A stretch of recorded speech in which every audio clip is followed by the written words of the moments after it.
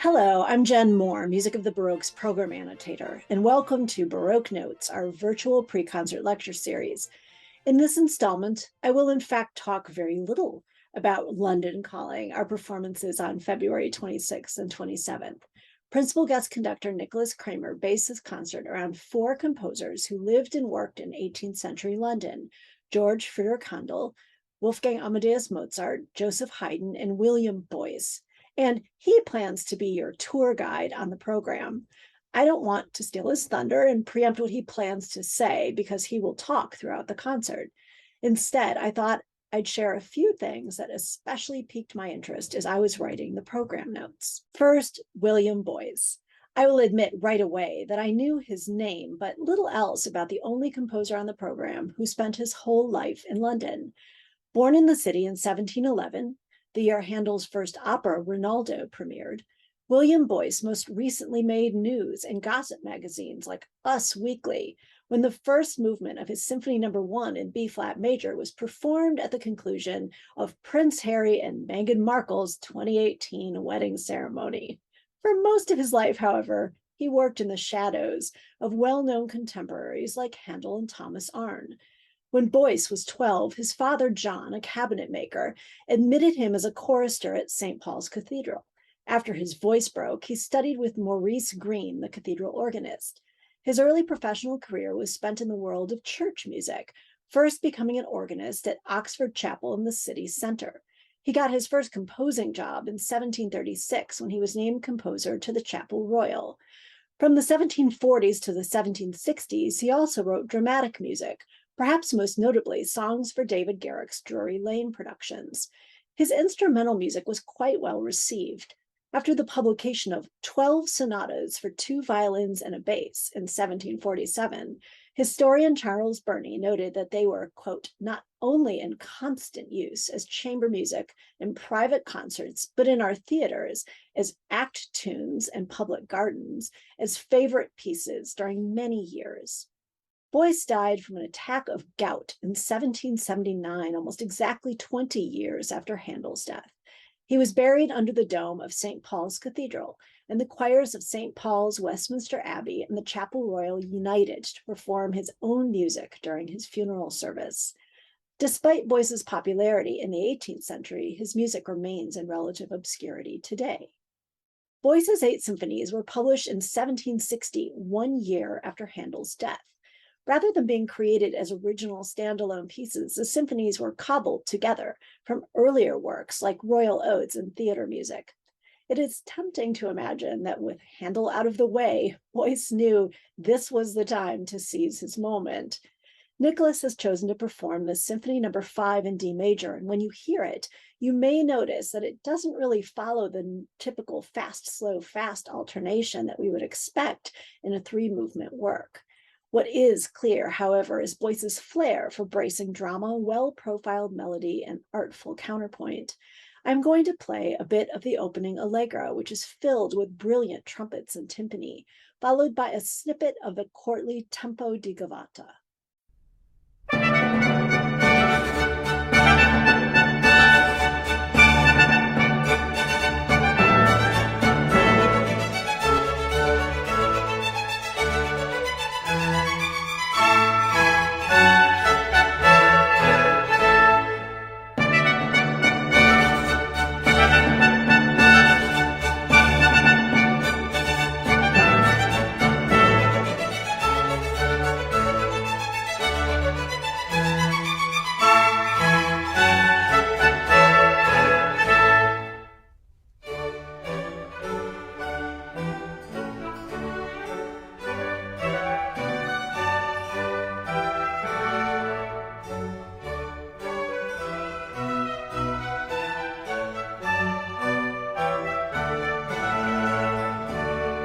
Now, on to Mozart's Symphony No. 1. When Wolfgang Amadeus was born in 1756, his father Leopold already believed he had found his prodigy in his fourth child, Maria Anna, also known as Nannerl. Leopold soon devoted his attention to Wolfgang, proclaiming his seventh child's talents to be a gift from God. According to some, Leopold's focus was so intense that the boy spent all his time sitting and practicing and was permanently small and pale. Regardless of the side effects, Leopold's efforts paid off. Before long, he was squiring his gifted children all over Europe, promoting their talents in a seemingly endless series of concerts. In June 1763, the trio left Salzburg for 3 years of public appearances, including stops in Munich, Augsburg, Stuttgart, Mannheim, Frankfurt, Aachen, Brussels, Paris, Antwerp, The Hague, and Amsterdam. A full 15 months of the tour were devoted to London, whose vibrant musical climate proved very hospitable. King George III and his wife were musically accomplished and recognized Mozart's remarkable talents immediately, inviting him to serve as a Queen's accompanist and taking particular pleasure in testing his sight-reading skills. When he wasn't performing or filling social obligations, the young Mozart spent his time during the long journey writing music. By the time he returned to Salzburg at the age of 10, he had published 16 sonatas for violin and piano. During the period, Mozart also composed his first 5 symphonies, the earliest of which is the Symphony No. 1 in E-flat major, Köchel 16. In a famous anecdote, his sister Emanuel describes what may have been the circumstances in which the piece was written. In London, where our father lay dangerously ill, we were forbidden to touch a piano. And so, in order to occupy himself, Mozart composed his first symphony for all the instruments of the orchestra, but especially for trumpets and kettle drums. I had to copy it out as I sat at his side. Whilst he composed and I copied, he said to me, "Remind me to give the horn something worthwhile to do." It's a charming story, but there's one problem. The piece we know today as Symphony No. 1 does not include parts for trumpets or timpani, the very instruments to which Mozart's sister calls attention. It is entirely possible that the parts were just lost, as brass and percussion parts were often optional in symphonies at this time. Right from the opening allegro, it's clear that Mozart is not yet where he was when he composed his Symphony No. 39, which we performed last month, but it definitely sounds like Mozart to me. Let's listen to a little of the opening allegro. The lively beginning, and then chords with suspensions that add some crunchy drama, gradually open to energetic dialogue and the full orchestra. All the ingredients are there.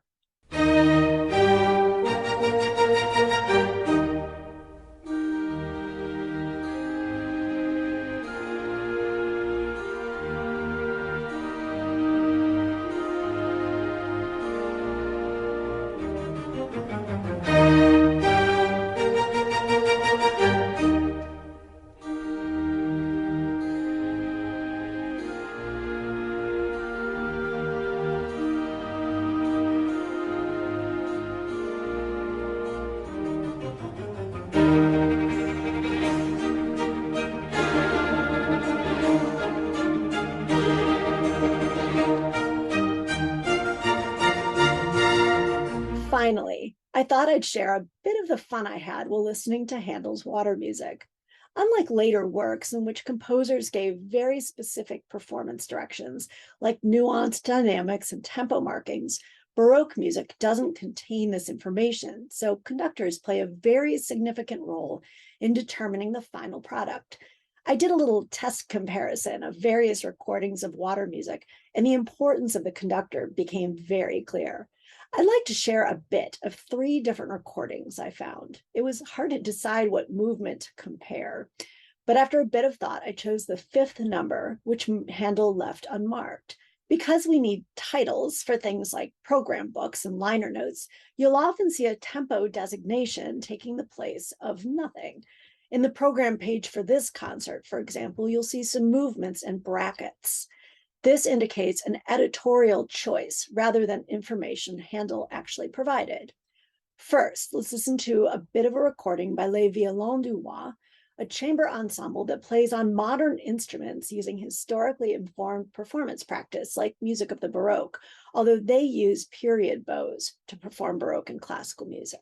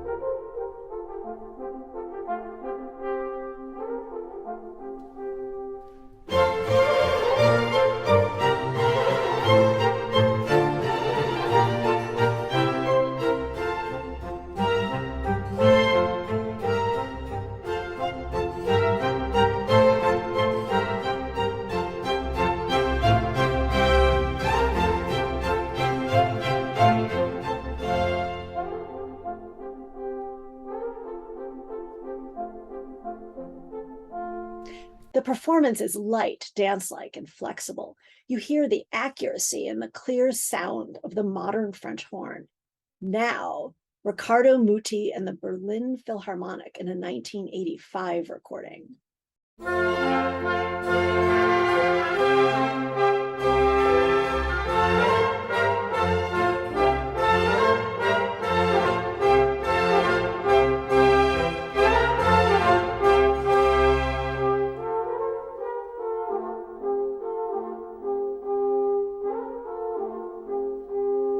The tempo is much slower and the playing is more legato or smooth, which gives it a heavier, more lyrical and less dance-like sound. Finally, a performance from the 2012 BBC Proms featuring Hervé Niquet and Le Concert Spirituel, which is a fully period instrument group from France. Notice the tempo difference and the use of natural horns and oboes.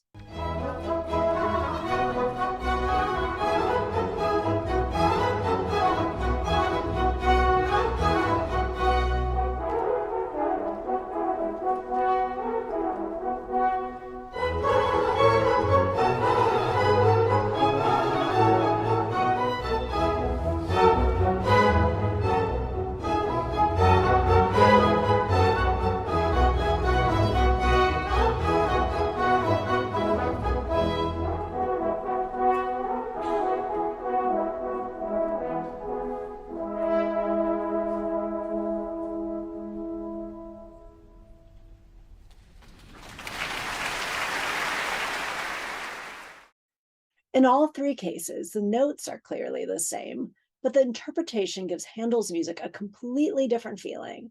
Nicholas Kramer tends to infuse everything he does with energy and vigor, so it will be fun to hear how the choices he makes affect the outcome of the performances.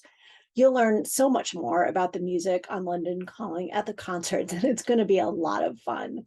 If you're in the audience, you will also be the first to learn the details of our 2023-24 season. I am so excited to share the news about this with you. But for now, I will leave you with a song by the British punk rock band The Clash that inspired the title of London Calling. Sunday, February 26th at the North Shore Center for the Performing Arts, Monday, February 27th at the Harrah's Theater for Music and Dance, and available on demand through April 1st. Thank you so much.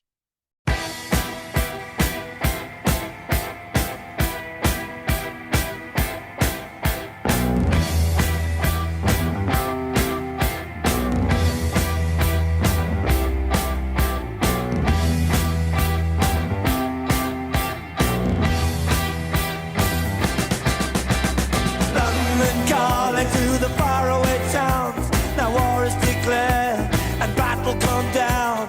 London calling to the underworld, come out of the cupboard, you boys and girls.